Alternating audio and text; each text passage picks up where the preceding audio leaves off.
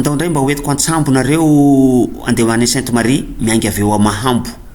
eo aloha ny atombohany sakafokafo kely eo Mahambo eo mihinana zay azo hoanina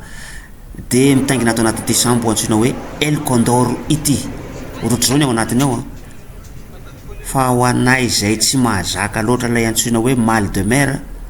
aleo tonga de miakatra ao atapony ao de ao ambony ao mitazatazana ny manodidina aloha alohan'ny fiaingany io mahafinaritra falifaly miramiranendrika makamaka sary selfie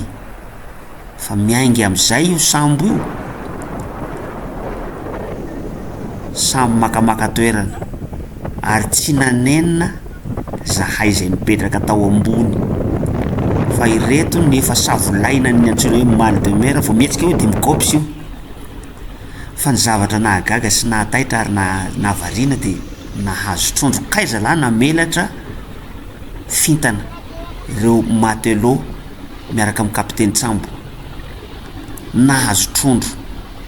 aza anotanina hoe inona ny anaran'le trondro fa tsy haiko fa telo amin'io ny trondro azondry zareo rehefa nanontaniana hoe izy hoe hoaninareo ve sa amidy io hoaninay zarainy io zezy zareo indraindray izy mahazo hatrany amin'ny 5 amanenina any indraindray tsy mahazo arakaraky ny andro koa io satria andro tsara ty nandehananay ty asehoko anareo ty fa nisy fa andro ratsy nandehananay ko teo elanela tazana Sainte Marie io tazantsika io Sainte Marie so de mieritreritra hoe fa akaiky io fa mbola adiny ray vao tonga eny dia toy izao ny eo amin'ny port eo ambody fotatra afaka adiny 3 sasany eo no tonga eto ambody fotatra amanaraka nareo hoentiko miteteny Sainte Marie raha mbola misy ny fotoana